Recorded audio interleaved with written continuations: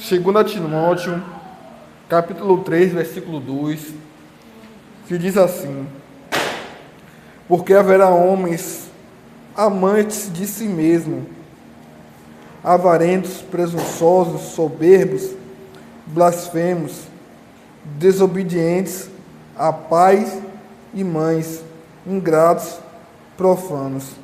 Só até aí. Aleluia! É muita coincidência, né?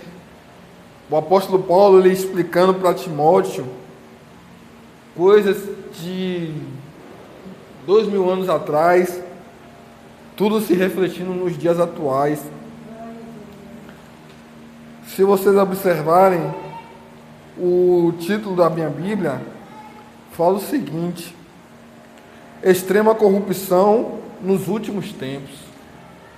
Ou seja, extrema corrupções nos finais dos tempos, antes da volta de Cristo. Isso são grandes sinais da volta de Cristo.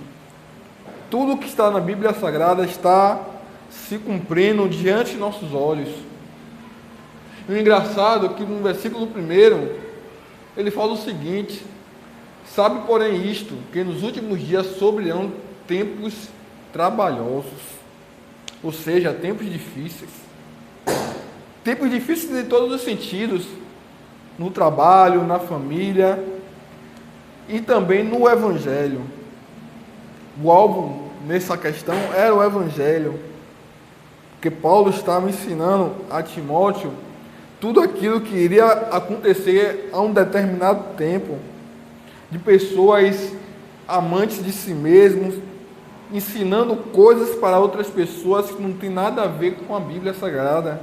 Pessoas passando aquilo que elas entenderam, acharam pontos que eram convenientes para elas, retiraram todo o resto do contexto, estão passando para frente, ensinando coisas erradas para o povo, ensinando dogmas errados para o povo. E Jesus, nós sabemos que não se agrada disso.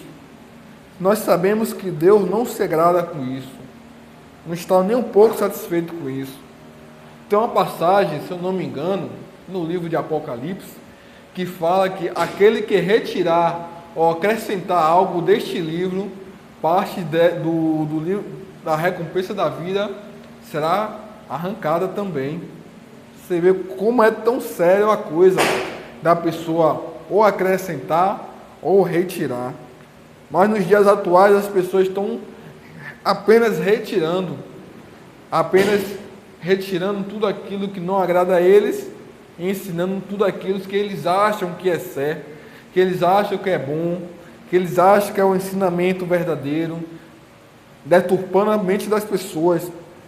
Aí no versículo 2 ele fala que haverá homens amantes de si mesmo, ou seja, que gostam de si mesmo, pregam para si mesmo, retiram o texto da Bíblia Sagrada, pensam versículos isolados para encaixar no contexto que ele vive. Por exemplo, a pessoa, vamos lá, supor que está em adultério e tal, ele vai pensar coisas específicas para encaixar naquela realidade dele que ele está vivendo, para ele poder ter razão naquilo que ele faz. Mas mal sabendo ele que é uma prática que Deus condena também.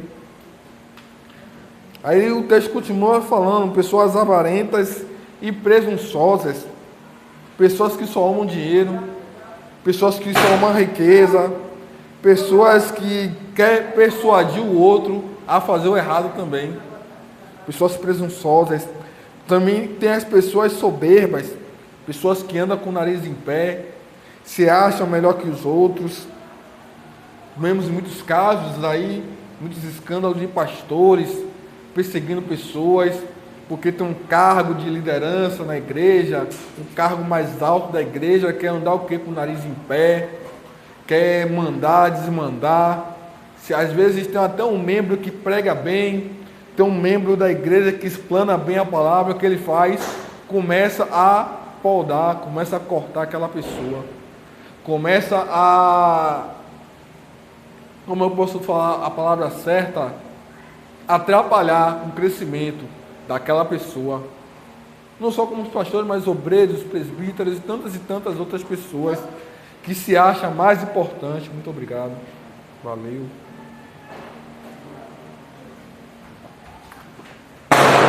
Pessoas soberbas, presunçosas, blasfemos, pega aquelas coisas da lei sagradas e querem blasfemar. Encosta a porta. Melhor. Querem blasfemar das coisas sagradas. Isso lembra de um caso de um homem chamado do neto de Nabucodonosor. Pegou as coisas aí santas, sagradas, para fazer festa. Aí veio o anjo, escreveu ali na parede coisas que nenhum deles entenderam o que estava escrito ali. Não entenderam. Aí chama um, chama outro, chama os magos, chama os escribas dele, nada de ninguém entender. Aí o rei parou, falou, não, só tem uma pessoa que pode decifrar isso aqui. Aí mandou chamar Daniel. Aí Daniel foi lá, olhou, leu e passou para o rei, olha, está escrito aqui o seguinte: pesado foste na balança e achado com falha, ainda esta noite você irá morrer, porque pegou as coisas sagradas de Deus, e naquela noite aquele jovem morreu. Ou seja, blasfemos. Quantas e quantas pessoas nós temos visto blasfemando as coisas sagradas, as coisas santas? Quantos escândalos estamos vendo? Para a pessoa na rua, posso orar por você? Pode. Aí a pessoa ora, aí cobra dinheiro de você. Então, tudo aquilo que o apóstolo Paulo falou para Timóteo está se cumprindo na íntegra, porque tem que se cumprir, tem que acontecer tudo aquilo que a palavra já deixou escrito nos anos passados. E aí vem a parte mais interessante: desobedientes a pais e mãe. No livro de Êxodo fala o que? Honrar pai e mãe para que seus dias na terra venham se prolongar.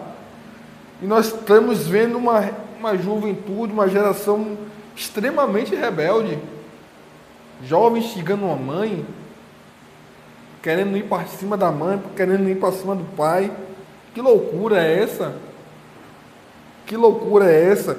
Tem uma passagem em Êxodo que fala sobre isso mesmo, que fala que aquele que agredir seu pai e sua mãe certamente morrerá. E morre mesmo. Morre mesmo, porque a lei de Deus ela é para ser cumprida. Não tem atalhos. Por mais que a mãe da pessoa não seja aquilo tudo, crie problema e tal, mas mãe e pai foi algo determinado por Deus. É algo de Deus. Foi Deus que determinou, foi Deus que separou, foi Deus que criou, foi Deus que criou essa lei para ser seguida. Estamos vendo muitos jovens rebeldes, muitos jovens desobedientes, batendo na mãe. Outro dia mesmo eu vi um vídeo que o jovem bateu na mãe, e aí quem pegou ele? O Estado paralelo. Começou a dar-lhe tauba na mão, porque bateu na mãe. Aí pediu misericórdia, pediu piedade, mas não teve piedade da mãe. Aí, como minha mãe falava, se não aprende em casa, o mundo ensina, né? E o mundo ensinou da pior forma. Precisava ter feito isso com a mãe?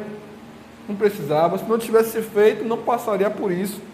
Mas, infelizmente, ele fez e pagou com sua consequência, porque todo pecado tem consequência. Goste a gente ou não, todo pecado tem consequência. Por mais que Deus lhe perdoe, você vai ter sua consequência. Não é à toa que o apóstolo Paulo, quando ele se converteu ao Evangelho, Deus não poupou ele. Olha, Deus falou, olha Paulo, agora você vai saber como é sofrer por amor ao meu nome. Está perdoado? Está perdoado. Mas Deus não retirou a consequência da vida de Paulo. Tanto é que quando ele começa a pregar no início, né, depois que ele foi batizado, aquela coisa toda, que Paulo ele começa a pregar, as pessoas tinham que colocar ele no cesto e descer ele, porque ele já estava começando a ser perseguido. Agora você vê, né? E o próprio texto, no capítulo 3, fala da perseguição. No livro de Mateus fala: bem-aventurado aqueles que são perseguidos por amor ao meu nome. Somos felizes por sermos perseguidos. Agora vai entender, né?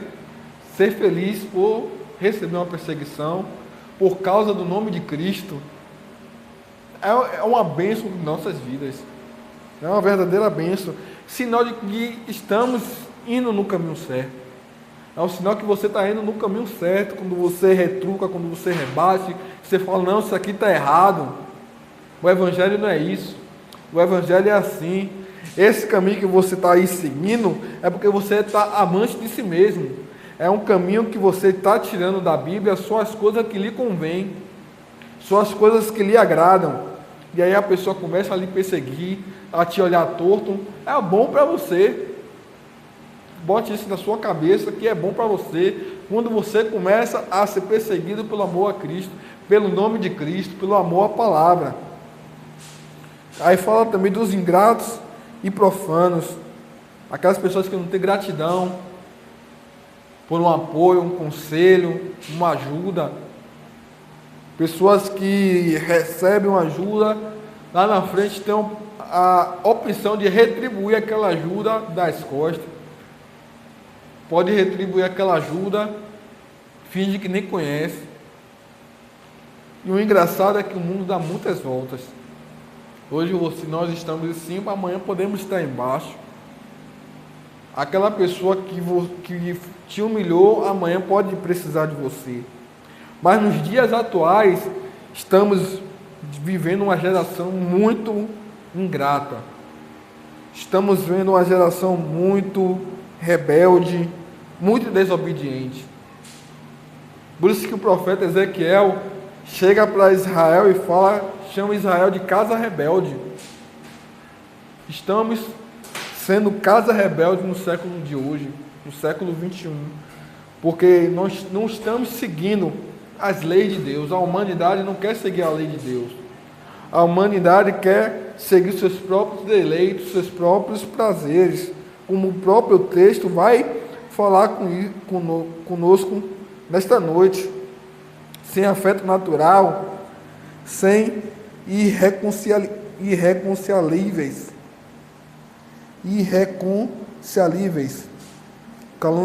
caluniadores, incontinentes, cruéis, sem amor para com os bons. Ou seja, tudo isso nós estamos vendo diante de nossos olhos nos dias de hoje. Tudo isso nós estamos presenciando. Pessoas cruéis, sem amor, pessoas sem afeto natural, aquele amor que nós tínhamos no passado um com o outro, está cada vez mais se acabando. Hoje eu vi a notícia que um rapaz tirou a vida de outro com a garrafa de cerveja na mão, nem deixou a garrafa cair, no meio da rua, como se fosse uma coisa banal. Tira a vida de outra pessoa como se fosse uma coisa simples. Aí eu lhe digo, qual a condição de um ser humano desse estar convivendo no meio de uma sociedade? Não tem condições nenhuma. Não tem condições. Porque o amor dele já não existe mais. Não existe mais. Não existe mais. Tudo isso carrega de uma briga fútil, banal. Podia ter sido resolvido ali na hora. Sentava, conversava o que aconteceu e tal, não sei o quê. Mas não é mais fácil ir pegar uma arma e tirar uma vida do seu próximo. Transgredindo o quê? Mais uma lei que fala o quê? Não matarás. E o pessoal o ser humano está matando uns aos outros. Ou seja, a falta de amor e a crueldade. Aí o versículo 4, ele continua falando: traidores, obstinados, orgulhosos, mais amigos do deleite do que amigos de Deus. Ou seja, pessoas que traem, obstinados em fazer o mal, obstinados em passar a rasteira no seu próximo, passar a perna no seu próximo, obstinados a enriquecer, obstinados a ser mais amigo do mundo, obstinados a pecar. Ou seja, mais amigo do mundo, amigo do deleite, do que amigos de Deus. No livro de Tiago, a palavra diz que aquele que é amigo do mundo é inimigo de Deus. Inimigo. Não tem como Deus, você está no mundo e ser amigo, não tem como. Não tem como. Não tem como. Nós temos que ser amigo de Deus, temos que resistir a tudo que está acontecendo lá fora. Porque tudo lá fora um dia vai se acabar. Tudo lá fora um dia vai deixar de existir. Tudo lá fora Deus vai dar um basta, vai dar um fim. Mas aquele que perseverar até o fim, perseverar. Mas sabemos que somos falhos, somos pecadores. Minha irmã Neide falou, somos falhos, erramos. A nossa carne sempre vai inclinar para o mal, para as coisas ruins. Mas é pecando e pedindo perdão. Pecando, pedindo perdão e deixando. Pecando, pedindo perdão e deixando sempre. Você peca numa área hoje, pede perdão, se arrepende e deixa. Amanhã você peca na outra área diferente, se pede perdão, se arrepende e deixa. Essa é a vida do cristão. Não tem para onde correr. Não tem o que fazermos. A nossa carne, ela inclina para o mal, a nossa carne é podre. Por isso que o apóstolo fala que ele crucificou a carne dele e vive no Espírito Santo. Você vê, tem uma passagem no livro de Atos, que, se eu não me engano, ele e Barnabé vai até uma ilha, e ali tem um paralítico de nascença. Paulo vai lá, ora para o rapaz começa a andar. Normalmente, o rapaz foi curado ali na hora, diante de todas aquelas pessoas. E aí as pessoas ficam impressionadas e falam, não, Paulo é de Marte e ele é de Vênus, ele é de Júpiter, aquela coisa toda. Aí Paulo fala, não, eu sou humano assim como vocês. Os mesmos prazeres que vocês têm, eu também tenho. A diferença é que eu reprimo meus desejos. Olha aí. Paulo ele pregava, Paulo ele louvava, Paulo orava, Paulo curava, ressuscitava morto, expulsava demônio. O único que teve todos os dons. Aí ele vai dar uma declaração dessa de que ele também sentia as mesmas paixões, mas ele reprimia essas paixões. Ou seja, você sentir não é pecado. Agora você fazer, consumar, todo ato consumado gera pecado, e todo pecado gera morte. Ou seja, ele também sentia, mas ele reprimia. Ele queria fazer e reprimia. Possa ser que um certo momento passava uma mulher bonita perto dele, ele queria olhar, mas ele se reprimia.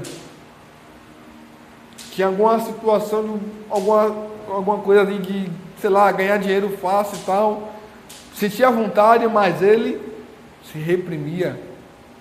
Alguma situação de, foi ele que errou, foi ele que falhou alguma coisa, ele poderia mentir, mas ele se reprimia e não mentia. Por mais que ele pagasse um preço por aquilo, mas ele reprimia todo o desejo que vinha da carne dele. E é o que nós temos que fazer hoje em dia, é o que? Reprimir a nossa carne. Reprima mesmo. Reprima com as suas forças, com unhas e dentes. Reprima toda a ação que sua carne queira colocar em prática. Porque se você deixar a sua carne livre, se você deixar a sua carne solta, ela vai te dominar. A sua carne vai te dominar. Porque a nossa maior batalha está na nossa mente. É como se a nossa carne e nosso espírito estivessem na nossa mente, batalhando quem vai tomar o controle da situação. Quem vai tomar o volante. Assim como o carro nós direcionamos pelo volante, assim a nossa mente. Quem estiver na direção do volante, quem estiver na direção da nossa mente, é que vai nos guiar. Se for o nosso espírito, tá jóia, show de bola. Mas se for a nossa carne, aí temos um problema. E temos que resolver este problema. E aí o apóstolo Paulo, ele continua falando para Timóteo. Ali ele estava o quê? Ensinando a Timóteo. Estava direcionando Timóteo. Porque Timóteo também seria um homem que iria fazer viagens missionárias, iria levar a palavra para outros lugares. Ali isso tudo estava sendo o quê? Um direcionamento para Timóteo, dos últimos tempos, dos últimos dias antes da volta de Cristo. E aí o versículo 5 ele fala: tendo aparência de piedade, mas negando a eficácia dela, destes afastes. Ou seja, tudo isso que Paulo falou, que ele estava falando que tu na igreja teria esses tipos de pessoas nos últimos tempos. No Evangelho teria todos esses tipos de pessoas. Do versículo 2 até o versículo 5, ele está relatando todo tipo de pessoas que vai adentrar ao Evangelho, parecendo ser crente, se vestindo como crente, falando como crente, pregando, louvando como crente, mas não é crente. Ou seja, o joio e o trigo está cada vez mais crescendo juntos. Cada vez mais o joio e o trigo estão ali lado a lado. Você não sabe quem é quem. Não tem como você saber quem é quem. Porque eu não estou com vocês 24 horas e vocês não estão comigo 24 horas. Nós estamos com os outros irmãos 24 horas. Nós estamos com os outros pastores 24 horas para saber quem é joio e quem é trigo. Só Jesus sabe quem é quem. Porque Jesus sonda a mente e o coração do homem e da mulher. Por isso que devemos buscar sempre ter o discernimento, discernir quem é quem. Olhar, quando nós olharmos para a pessoa, falar, não, esse daqui é homem de Deus, esse daqui é mulher de Deus, esse daqui já não é, o que? Nos afastar. Porque no livro de Coríntios fala que as más conversações corrompem os bons costumes. E corrompe mesmo, corrompe muito. Um exemplo bem claro foi que que dia, meu pai? Sábado fui visitar uma pessoa, um jovem que estava rebelde. E esse menino tem amor, tem a mãe que ama, tem os tios, tem a avó que ama o menino. Mas o menino está na rebeldia. Foi falta de amor? Não. Falta de cuidado? Não. As amizades, influências ruins. E o apóstolo Paulo está relatando tudo aqui que pode corromper um homem e uma mulher de Deus. Corrompe na hora. Você ouve uma conversa diferente aqui, ouve uma conversa diferente ali. Fala, rapaz, esse pastor pregou aí, não é isso tudo não conhece não prega nada. Esse daí louva nada. Eu louvo o melhor, eu sou o melhor. E aí falar, é mesmo, você louva melhor mesmo, aí pronto. Aí vai corrompendo, quando você vai ver, já foi, você já está corrompido. Aí você está o quê? Falando do seu próximo por trás. Você está caluniando o seu próximo. Você está traindo o seu próximo. Você está pensando versículos ali separados para justificar a sua ação errada. E aí você vira o quê? Uma laranja podre. E acaba o quê? Pecando. Acaba o quê? Praticando os erros que o apóstolo Paulo destacou para Timóteo. E aí ele continua falando, porque destes são os que introduzem pelas casas e levam cativas mulheres nécias, carregadas de pecados, levadas de várias concupiscências. Nessa quer dizer aquela pessoa dispersa, aquela pessoa que não entende muito, que vai ali naquela palavra boa, naquela voz leve, e aí acaba o que levando tanto homem quanto mulher. O apóstolo Paulo, ele referiu mais mulher, que a mulher tem essa de uma palavra mansa corromper mais rápido. uma palavra doce, se apegar mais rápido. E o apóstolo Paulo pedia para que Timóteo levasse isso também como ensinamento para outras igrejas, para que as pessoas venham aprender tudo aquilo que ele estava passando. Só que o apóstolo Paulo também, ele vai exortar para as pessoas continuarem nas boas práticas, para que as pessoas venham continuar nos seus bons caminhos. Versículo 6, porque destes são os que introduzem pelas casas e levam cativas mulheres nécias, carregadas de pecados, levadas de várias concupiscências, que aprendem que sempre e nunca podem chegar ao conhecimento da verdade. Ou seja, eles ensinam, eles aprendem do jeito que foi ensinado, daquele jeito errado, mas nunca vai chegar até o conhecimento verdadeiro do Evangelho. E o conhecimento verdadeiro nós só vamos conseguir obter lendo a Bíblia Sagrada de Gênesis até Apocalipse. Não tem o que fazer. Não temos o que fazer. É por isso que quando Paulo foi pregar para os bereanos, todo versículo que Paulo falava, o pessoal falava: Paulo, onde é que está isso? Aí Paulo falava: está capítulo tal, versículo tal. Aí iam lá, conferiam, tá ok. Paulo pregava, citava um versículo, Paulo, onde é que está?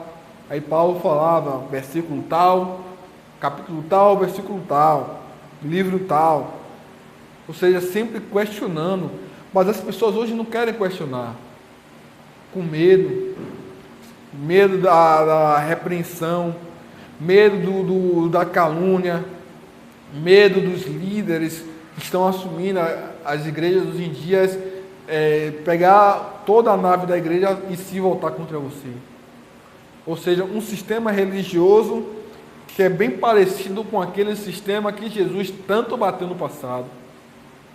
Quantas e quantas vezes Jesus bateu nos fariseus, bateu nos escribas?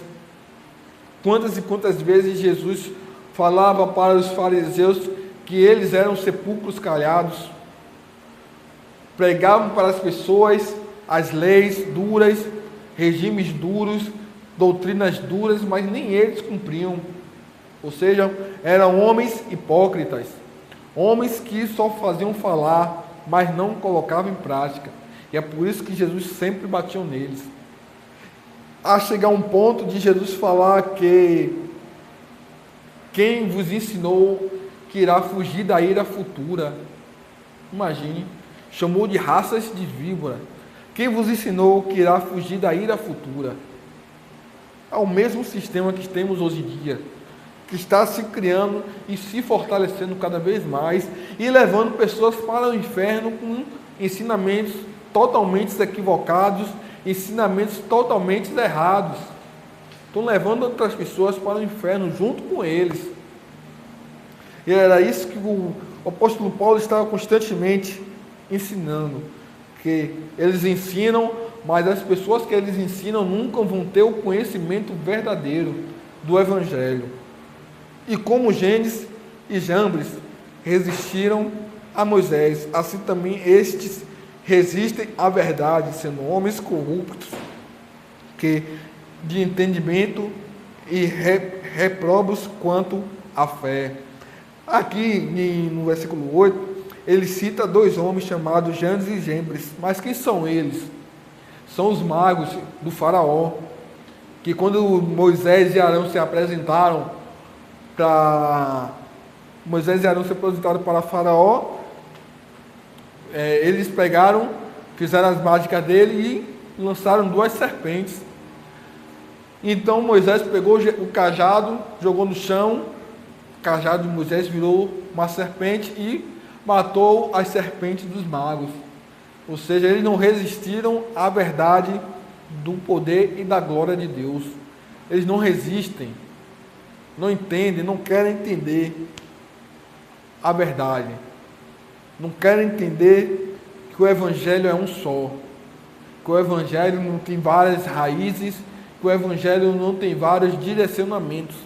O Evangelho é um só. O poder de Deus é um só. Então, esses homens estão se corrompendo com os poderes que eles acham que têm, que é o poder da persuasão, poder da liderança que eles têm, da influência, de persuadir as pessoas, de controle das pessoas. Mas é um controle que eles têm que não se compara com o poder de Deus. E são essas questões que nós devemos estar sempre atentos para não cairmos nesses mesmos erros. Não irão, porém, avante, porque a todos será manifesto o seu desvario, como também o foi o daqueles. Ou seja, assim como a magia deles foi destruída, foi aniquilada pelo poder de Deus, assim eles também vão ser aniquilados pelo Criador, Jesus Cristo. Mas aí, passado tudo isso, o apóstolo Paulo fala para Timóteo: ora, Timóteo, mas tem aqueles que continuam firmes na posição. Timóteo tem aqueles que querem seguir o Evangelho como ele é, como Cristo deixou. Tem aqueles que estão perseverando e lutando. Para esses você vai exortar, mas vai falar para eles se manterem no caminho, se manterem na posição. É que ele fala diretamente com Timóteo: tu, porém, tens seguido a minha doutrina, modo de viver, intenção, fé, longanimidade, amor, paciência. Esses adjetivos que o apóstolo Paulo descreveu sobre Timóteo, nos lembra algo? Nos lembra alguma coisa? Os frutos do Espírito. Os frutos do Espírito. A fé, longanimidade, o amor e a paciência. Tudo aquilo que um verdadeiro cristão deve ter. Os frutos do Espírito. É o que nos basta. E em Gálatas fala que contra essas coisas não há lei. Não há lei. Se você chegar naquele grande dia, Deus abrir os livros, tiver lá no livro do amor, tiver seu nome, livro da paciência, tiver seu nome, da fé, da compaixão, longanimidade, tiver seu nome lá, certamente seu nome vai estar no livro da vida, porque você entendeu o que é o Evangelho verdadeiro, você entendeu qual é a doutrina de Cristo, você entendeu para que Cristo morreu na cruz. Você entendeu? Então, contra essas coisas não há lei. Então, para que nós venhamos obter a nossa salvação, nós devemos ter os frutos do Espírito em nossas vidas. E aí o apóstolo Paulo ele continua falando: perseguições e aflições, tais quais me aconteceram em Antíoco, em Icônio e em Listras, quantas perseguições sofri, e o Senhor de todas me livrou. Paulo foi um homem muito perseguido. Paulo foi um homem que sofreu pelo Evangelho. Um homem que tomou 50 chibatadas menos uma, não é brincadeira. Não é para qualquer um. Ele apanhou, mas não desistiu. Paulo apanhou e não retrocedeu. Ele apanhava e continuava indo para cima. Então a passagem, se eu não me engano, foi Silas, Tiago e Paulo, se eu não me engano, eles foram presos e estavam na cadeia e tomaram chibatadas. E aí eles saíram, quando eles foram liberados, saíram dando risada, contente, como se nada tivesse acontecido. Imagine, você apanha, vai preso, você é solto, sem você ter feito nada, e aí os caras estavam alegres. Imagine aí, é muita fé. Tem que ter muita fé para apanhar de graça, sem ter feito nada, sem ter feito nenhum vandalismo, sem ter feito nada contra ninguém, sem ter cometido nenhum crime, e sair feliz por ter sido perseguido. E ele fala, né, que de todas o Senhor me livrou, porque ele poderia ter morrido. Poderia ter morrido de verdade, porque não é fácil. E também todos os que piamente querem viver em Cristo Jesus padecerão perseguições. Mas os homens maus e enganadores irão de mal a pior, enganando e sendo enganados. É aquela questão, né? Eles enganam a si mesmos. Mas para Deus, Ele não engana. Ele pode enganar os membros, pode enganar as pessoas no trabalho, os vizinhos, mas a Deus Ele não engana. Não tem nada que Ele possa fazer que Deus não esteja vendo. Deus está vendo tudo, está observando tudo. E eles estão caindo numa própria armadilha. Não é à toa que em Provérbios fala que há caminhos que para o homem parece ser bom e justo, mas o final é de morte. Então eles mesmos estão caindo no laço que eles mesmos criaram para si. Tu, porém, permanece naquilo que aprendeste e de que fostes inteirado, sabendo de quem os tem aprendido, e que, desde a tua meninice, sabes as sagradas letras que podem trazer-te sábio para a salvação, pela fé que há em Cristo Jesus.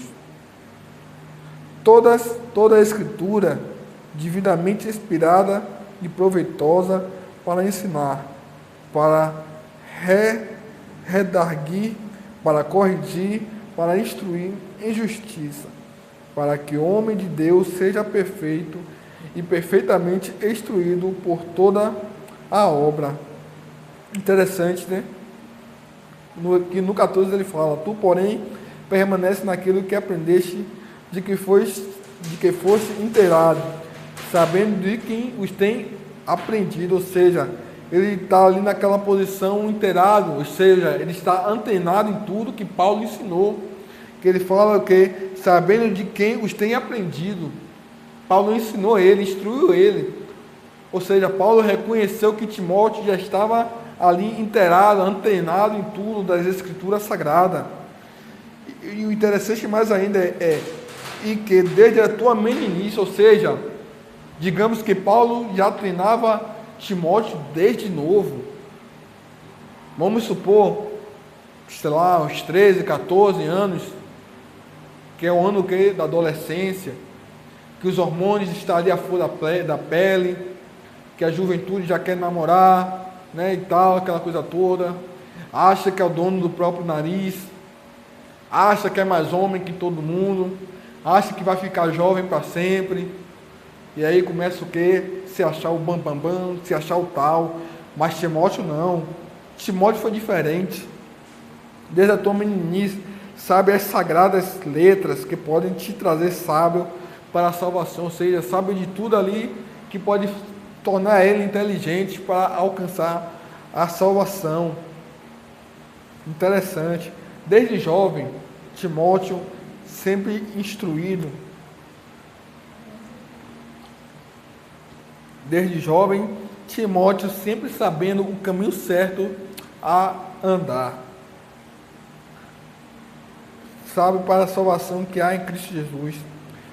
E o interessante é que o apóstolo Paulo fala: toda a Escritura divinamente inspirada é proveitosa para ensinar, para redarguir, para corrigir, para instruir em justiça.